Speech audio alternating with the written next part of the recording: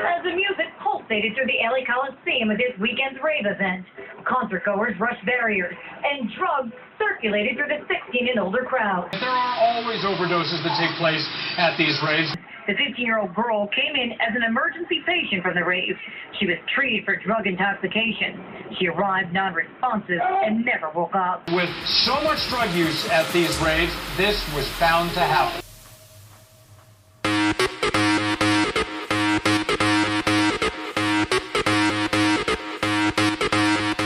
You know, it makes you, get out of your shell. You know, you get to you let loose, have fun, with all your friends.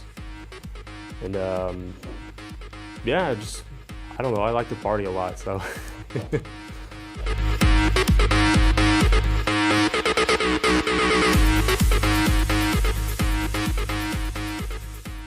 My name is Matthew Kalagi. My age is 26, and my rave name is Slick. My name is Jonathan Cavanaugh. I go by G-Pain. I think the first time I seen Daft Punk, and then when I saw all the visuals and the way they were just moving the crowd, I thought it was amazing.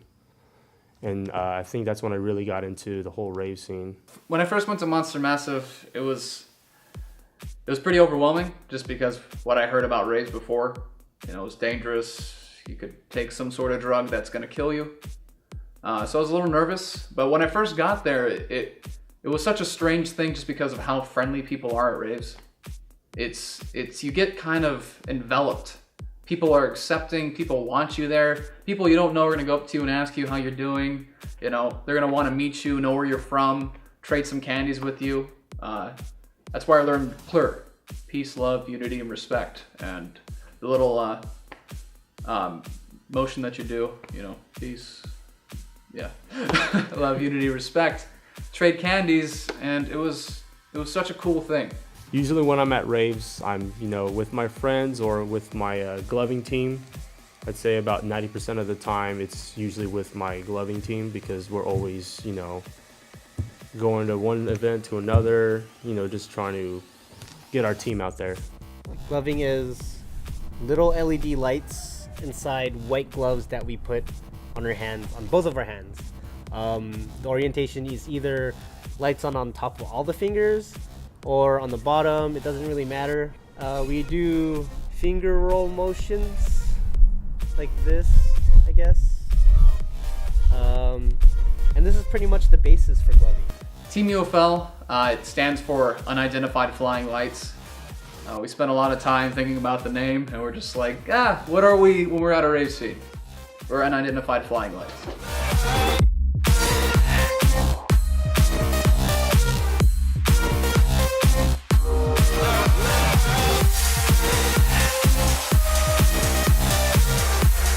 We started in Sacramento, and then we thought, gloving was a really cool art form. So we wanted to add that to while we're partying at raves. And then it kind of grew up from there. You have to understand that raves back in the day are completely different than the raves that we have now. And comparing them is like apples and oranges. They're both good in their own ways. But I definitely do think what raves used to be, it had that soul, it had that feeling, rather than that kind of bland gray feeling you get with raves nowadays. Get your sticky fingers out of my head. Get your sticky fingers out of my head. It's not that I've kind of stayed within the scene because of UFL. I kind of don't glove outside of UFL or unless it's the people within this group in NorCal. You can't really glove at events or else you get your gloves taken away. I don't know. It's just not as, I'm just slowly falling out. I remember, going to an event once and there was no other glovers there, and I was really sad because I was walking around looking for a light show and I couldn't get it, and I was actually really disappointed. So I thought, why don't I just become a glover myself? I feel, yeah, it does stop the sense of doing drugs, but people are gonna do it regardless. I work with chemicals, but at the same time, I work with developing drugs or instruments that help doctors treat people. So I'm quite familiar with, some of the chemicals that go on in the rave scene. Out here, we put it in the sense that gloving is equal to taking ecstasy and going to raves, while in other places like Texas, yeah, they still have that mentality, but they're also taking it in a sense of the art and like dance culture from the gloving scene. I think it was a bad move because, I mean, banning gloves is like basically you're banning dancing. And it's kind of sad when thinking about just how different it is now, even to when I started. When I started raves in 2010, you could feel it. You could feel the energy. And it wasn't because you were on drugs, it was because you were a part of something that you knew was bigger than you. Everyone wanted to not just be a part of it, but to make other people a part of it. They wanted to share it. Now it's just, it's full of, you can just feel it as soon as you walk in, it's greed. It has changed from how it was back then and how it is now. I mean, back then it was more, melodic and, everything was always about the music. And nowadays it's just, it's so mainstream. It's to do drugs, it's to get fucked up, and it's not about creating an environment for everyone just to have a great time in. They're not there to have plur. They're not there to have a good time with the music. They've got a single objective, and they know how to get there and achieve that objective.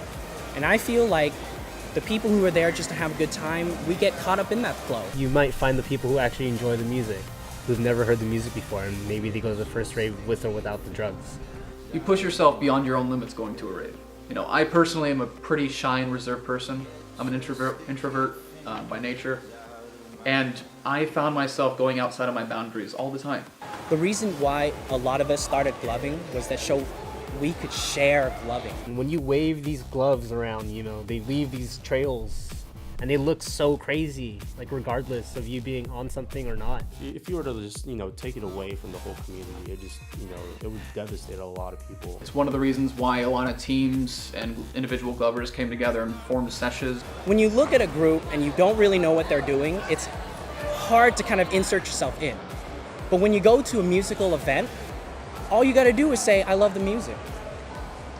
And then another person who says, I love this music, why don't you come listen with me? And automatically right there's a pretense for becoming friends. When you go to a rave, when you go to a music concert, you don't gotta make excuses for why you're there. You don't gotta make excuses for wanting to belong. And really what connects people is common interest. That's how I have friends that are into cars. That's how I have friends that are into music. That's how I made friends that are into gloving.